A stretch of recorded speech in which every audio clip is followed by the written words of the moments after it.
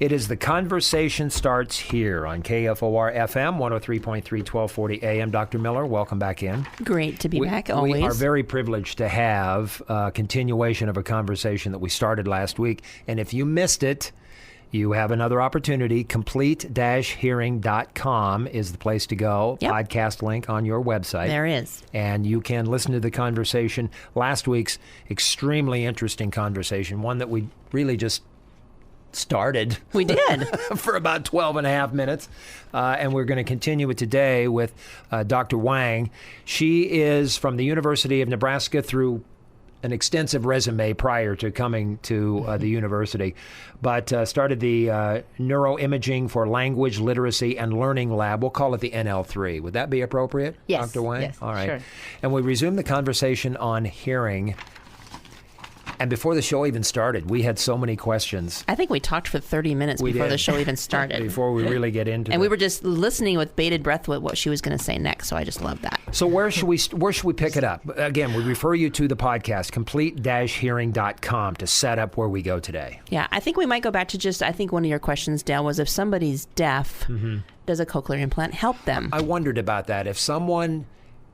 We could treat this two ways. If someone is born deaf and never has had hearing, and someone who has and then loses it, how, is a cochlear implant appropriate for both, neither? How is that handled, Dr. Wang? Yeah, from a brain standpoint of view, so as long as the candidates have an intact auditory nerve, they should benefit from cochlear implant.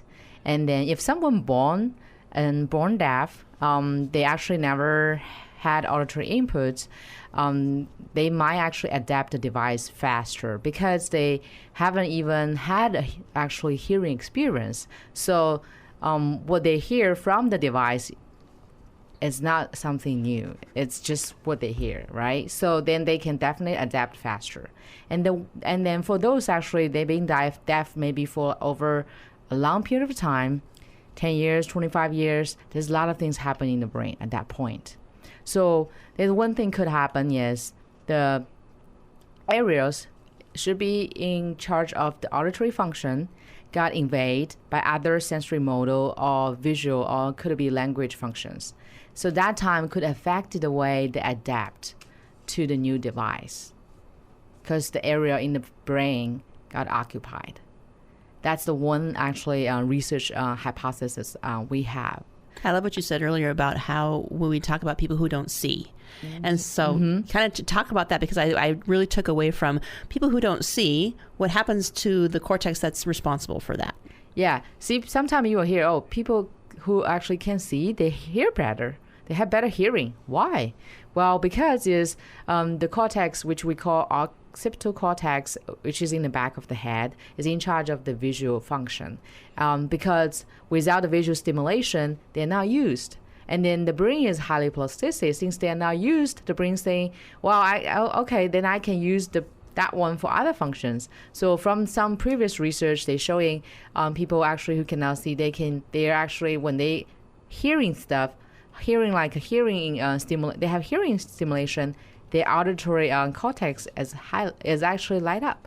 It's actually the brain using the occipital cortex to do the auditory processing. That's why they're using much bigger cortex area to do the same function. They can hear better. Isn't that something? So it's more. So that something can be transferred to actually people who are deaf as well. Yeah. So the brain is not losing functionality because of either a blindness or deafness.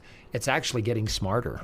Or it's resourcing in a different way, right? Yes. That's put it better. Yes. Yeah. So the brain is the plasticity of the brain is so fascinating to me too. But I think about where if there's something else where that's not being used, well, I'm going to use it over here in a different way, like the reorganization of the brain. And we talk to our patients a lot about when there's hearing loss, that there's this big cognitive load that gets put on the brain because the brain's, if you're not hearing, your brain has to figure out how am I going to make this work. And so I sometimes use it very rudimentary and say, well, now the thinking part of your brain has to take over for the hearing part of your brain.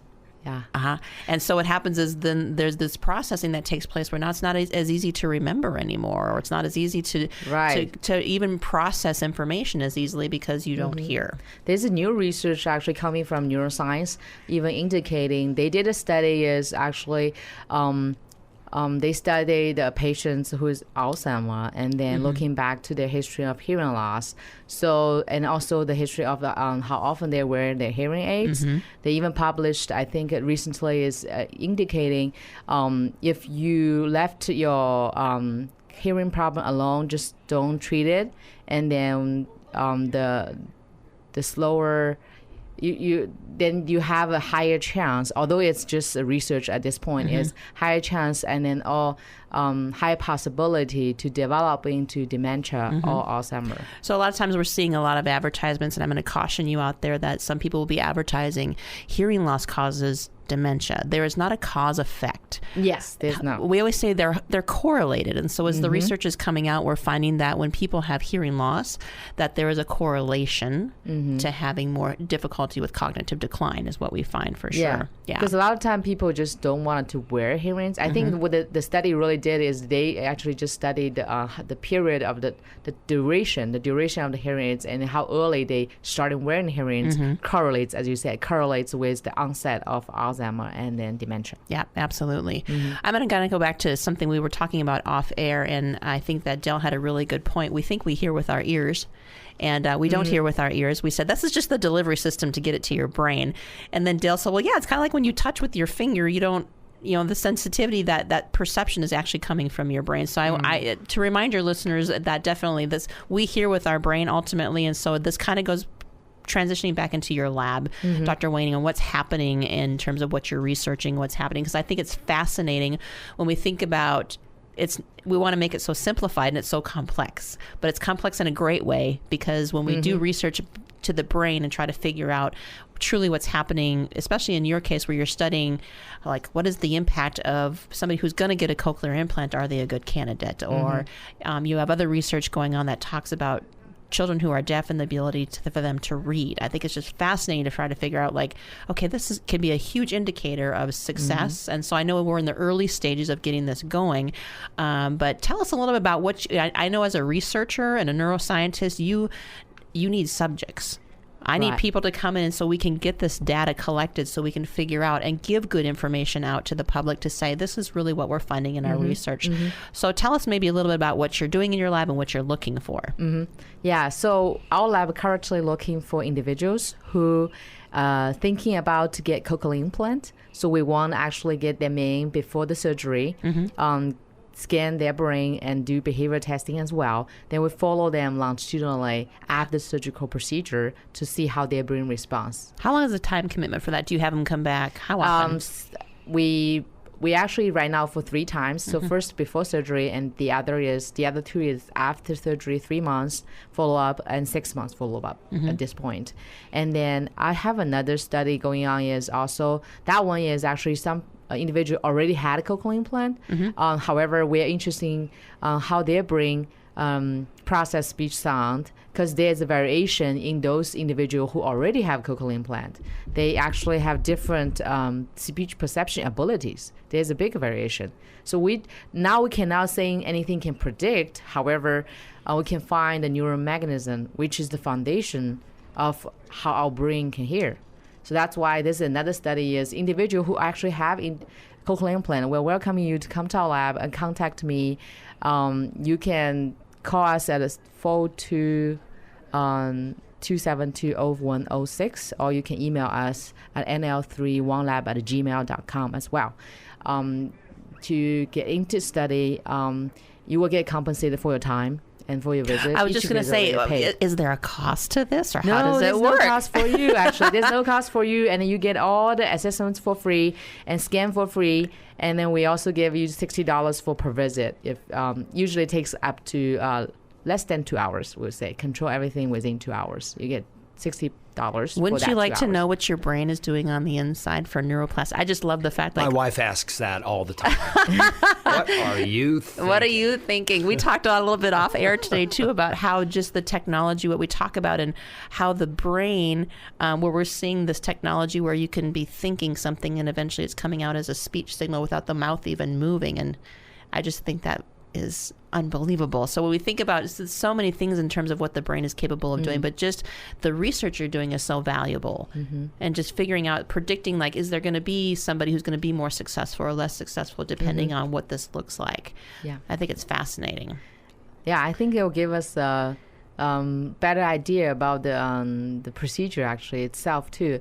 And also I want to mention is I also welcome any people from out of states and then nearby states. We pay travel stipend, so up to $120. So if you're interested, let us know. What is your website? Oh, my website is thewanglab.com. To deepen the appreciation of what we're talking about here today, how cutting edge is this coming out of the University of Nebraska? I think people really don't realize what we have here Oh, so true. Yeah. in Lincoln I at think the university. University of Nebraska Lincoln is the only university I know has actually the imaging system, the 3 Tesla MRI machine, right in the stadium, which can do the scan right on site, even like when the athletes got hurt.